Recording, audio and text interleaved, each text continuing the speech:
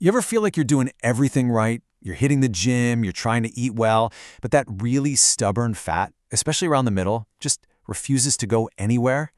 Well, today we're going to dive into a morning routine that's all about targeting that specific kind of fat. And here's the thing, the secret isn't about pushing harder. It's all about timing. This quote right here, it just nails it. The whole battle for that deep, dangerous fat, the stuff you can't even see or pinch, it's won or lost in this quiet little window of time that most of us just sleepwalk right through. It's a game of signals, not sweat. So first things first, let's just bust a huge myth right open. We're all taught that fat loss is about force. You got to go harder, run faster, lift heavier. But when it comes to this deep, visceral fat, that's not just wrong, it can actually make the problem worse. Okay, look at this. This slide breaks it down perfectly. On one side, you have the fat you can pinch. That's subcutaneous fat. Think of it like a storage problem. But on the other side, you've got visceral fat, the stuff wrapped around your internal organs. That is a signaling problem. It doesn't care about your workout, it's listening to your hormones. I want you to think of visceral fat less like a pantry and more like a scared animal. It's not just sitting there waiting to be used. It's an active, defensive tissue. When your body feels any kind of stress, this stuff goes into lockdown mode. It holds on for dear life. You can't bully it away, you have to convince it that it's safe to come out. So the big question is, how do you create that feeling of safety? Well, it all comes down to this really small, critical window of time, the very first hour you're awake.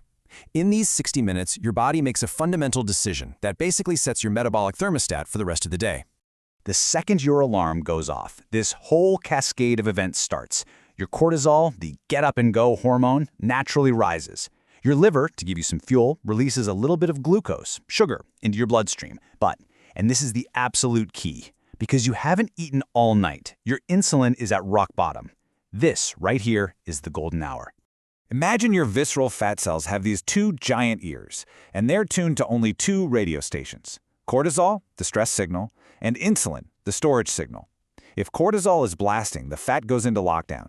If insulin is blasting, the fat goes into storage mode. Our whole goal is to tiptoe through that morning window without setting off either one of those alarms. So what is the secret signal then? What's the message we need to send? Well, it is not a punishing workout. It's actually the opposite. It's a gentle nudge, a quiet message that tells your body, hey, everything's cool, we're safe. You can let go of some of that emergency energy you've been holding on to. And here's how you send that message. It's a simple three-step routine. First, some gentle movement, like a light walk.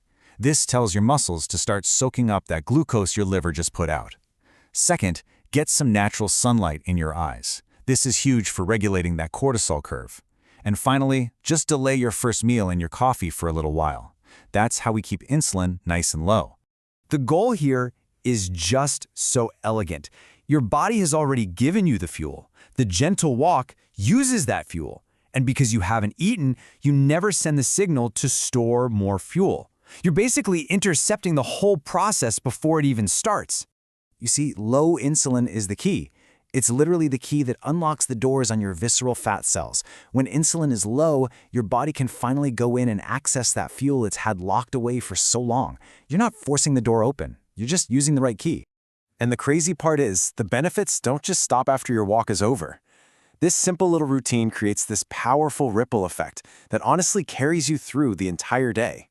I mean, just look at this. By doing this, you stabilize your blood sugar for the rest of the day, which means fewer crashes and cravings. It helps smooth out that stress curve. It even improves your body's ability to switch between burning carbs and burning fat. You're essentially programming your body to be a fat-burning machine all day long. Okay, but you have to be careful, because this routine is so gentle, it's actually really easy to mess up.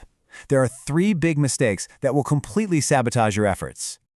Mistake number 1, and this is the most common one, turning your gentle walk into a workout. The second you start pushing, getting your heart rate way up, you spike cortisol. And just like that, you've sent a stress signal, and your body slams the door shut on that visceral fat. Remember, the goal is safety, not stress. Mistake number 2 is chugging a huge cup of coffee right when you wake up. Look, a massive jolt of caffeine can really amplify that morning stress response. It sends the exact opposite message that we're trying to send. And finally, the third mistake is expecting this to be a quick fix. You have to be patient. What you're doing here is fundamentally retuning your metabolism and your hormonal signaling. That doesn't happen overnight, but if you stick with it, it absolutely happens.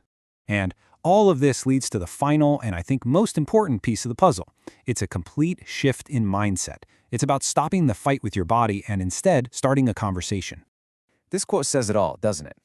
Stop trying to force your body into submission through discipline. Instead, think of it like a negotiation.